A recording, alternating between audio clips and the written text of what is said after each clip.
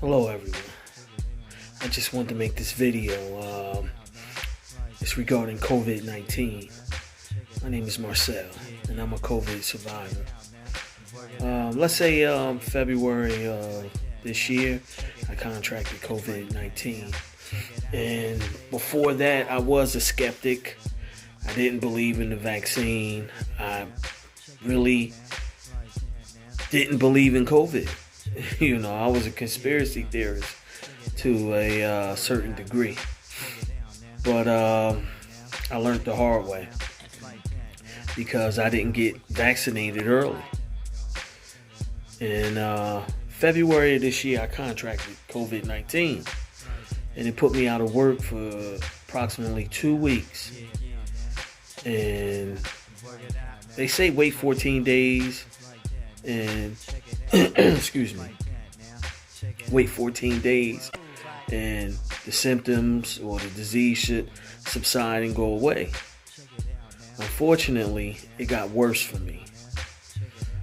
It developed into COVID pneumonia. And thank God I listened to my mom and took my ass to the hospital. I don't know how I made it there. By the grace of God and in the strength, I made it. But I'm gonna get this video going, and I'm just gonna tell you what I went through in the hospital. And it may sound a little graphic, so I just wanna let you know. So I checked myself into one hospital. They kept me for 5 days. So the first day I came in, I couldn't breathe. I was holding my chest. Went into the emergency room. They immediately took me back. I went to the reception. They immediately took me to the emergency room. And the last thing I remember is them starting to disrobe me, take my clothes off. And I told them, tell my mother I love her. Tell my daughter I love her. That's the last thing I remember, right? So I was at that one hospital for 5 days in ICU. The doctor called and told my mother there was nothing they can do for me. It was nothing more they can do. So they shipped me to another hospital and immediately intubated. I don't know how long I had the tube down my throat. So the doctor there at the new hospital called my mom, told her, hey, we have to take the tube out. Do we have permission to give him, put a trach in his throat? See? Right here. That's where I had the trach. So they put a trach in my throat. So I was in a medically induced coma. I was in ICU for 2.5 months and in the hospital total for 3 months. So I was awakened. The doctor and the nurse woke me up. However, when I was awakened, it was 5 to 6 weeks later from when they initially brought me into the second hospital.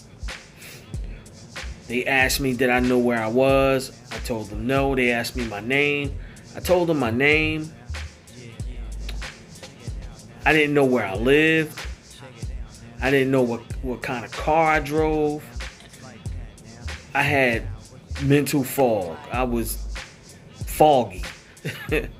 And I can feel 2 tubes in my groin area. 2 fat tubes.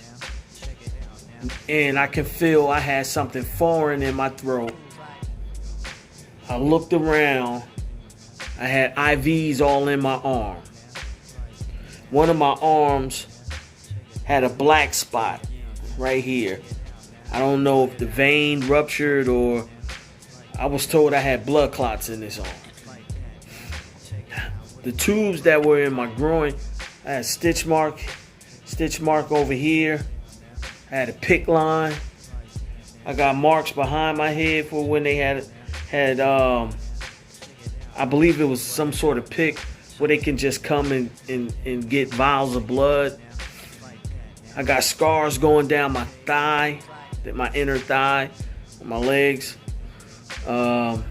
So the tubes were hooked up to a machine. And the acronym for the machine is ECMO. So I was on the ECMO machine, I believe approximately 4 days. Could have been longer. So the ECMO machine oxygenates your blood and it gives your heart and lungs a rest. And I had those tubes in me. I had a catheter in my joint, in my penis. You know, had IVs all in my arm. I had the trach. I had one of the worst coughs you can imagine, and I still have a cough. I had so much mucus in my body to where it was shooting. When I coughed, it was shooting out the trach. When the medical staff was coming in my room in the ICU, many of them had suits on. And I'm looking like, what the? Please, if you're not vaccinated, get vaccinated. If you don't wear a mask, please wear a mask. And from being in the ICU so long, being confined to a bed so long, I experienced atrophy in my muscles. I lost 40 pounds of weight. Before I went into the hospital, I was doing approximately 250 push-ups every other day, 50 chin-ups, ab work, a jog. You know, I was a fit guy. And I had no underlying diseases, no underlying ailments, no hypertension, nothing. And maybe that's what saved my life. I couldn't walk. When I woke up, I couldn't talk due to the trach. I had to write things down. I had a feeding tube in my nose going down to my stomach, which was so uncomfortable. It was so uncomfortable. They wouldn't allow me to eat. I couldn't eat. I couldn't drink. I got my fluids through the IV, and I got my sustenance through the feeding tube of some powdery substance. I don't know what the hell it was. And I was hungry. And I wrote down, I'm hungry. I'm so hungry. And they doubled the dose. And that just tore my stomach up and had me shitting bad. So this whole experience was very humbling. And many of us have implicit biases. That's what we have. We human beings. You can do your best. I treat people with respect and dignity, but I had my implicit biases. Not to say I'm fully over them. But it was a humbling experience having people from different nationalities and walks of life caring for me, cleaning me. When I had to use the bathroom, throw the bedpan right under me, wiping me, making sure I was clean, came and turning me so I wouldn't get any sores on my back. It was very humbling, and I appreciate those people who took care of me, and I thank them. And I thanked them then. I would write it down. And couldn't walk, so the physical therapist would come twice a week, and it was some type of machine you lean on, you hold on to it and you lean on it, and it had wheels, and I would have to walk with that. I was hooked on 4 to 5 liters of oxygen. I could hardly walk. I was prone to falling. You could just tap me and I'll fall over. My muscles were so weak. I have never ever been that sick in my life. Never. And I wouldn't wish it on no one. I wouldn't wish it on no one. They finally take the catheter out of my penis. I wasn't peeing right for weeks. I didn't get an erection or nothing for weeks. I couldn't force my urine out. I had to let it come out. And just so I had mustered enough strength to where I can get out the bed and go to the bedside commode and use the bathroom. But I needed assistance to do that. I needed a nurse to come and help me to the commode. And that's a very humbling experience, you know. So I was released, let's say a little after 2.5 months. They sent me to rehab. Oh, one thing I forgot. Every morning, I would have to get a needle in my stomach. It was to prevent blood clots. Every morning, I had to get it. And I hated it. I knew that shit was coming in the morning. I hated it. So, basically, you know, I'm home now.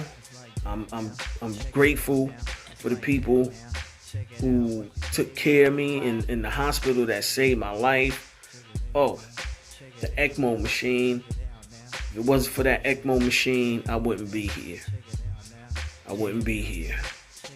And because my body was going through fevers. They had to put ice packs on me. I had all types of antiviral medication in the IV. Also, antibiotics. So people, you know, I don't want to keep this video too long. I just wanted to let the public know the type of shit COVID, it ain't where it's at, you know, and you don't want to deal with it. You do not want COVID. I'm 49 years old. I'll be 50 years old this year. I'm not an old man. I was fit and virile, and shit, that COVID took me down. It took me down. So I'm walking now, but I walk with a limp.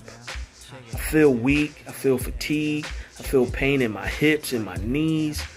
There's times I have trouble breathing. If I walk outside, I need oxygen. So I got these little portable oxygen tanks. And they only good for about 2 hours. So when I'm outside, if I walk to the mailbox or if I go to the grocery store, I utilize the oxygen. Then I have another oxygen machine. But that shit heavy as hell to be bringing it up and down the stairs. You know? But it's a great machine. I just want to let everyone know, if you're not vaccinated, go get the vaccine. And I understand you saying, well, we don't know what's in it. Shit, if you get COVID and you go to the hospital, you're not going to know what they're giving you. You're not going to know what they're using to combat the COVID. It can be experimental. You don't know. You know? So, and get vaccinated so you won't spread this crap to other people. Because you have people who are asymptomatic and they don't know they have it and they just spreading it. You know, it's time. Us as Americans, we have to be more responsible because this thing is out of control. It's spreading like wildfire. And it's killing the elderly. Now it's starting to kill teenagers and children, as well as adults. But you know, I'm not going to keep this video going long. I went to the cardiologist last week. He said my lungs are are operating 50 to 60%. I have a cardiovascular doctor.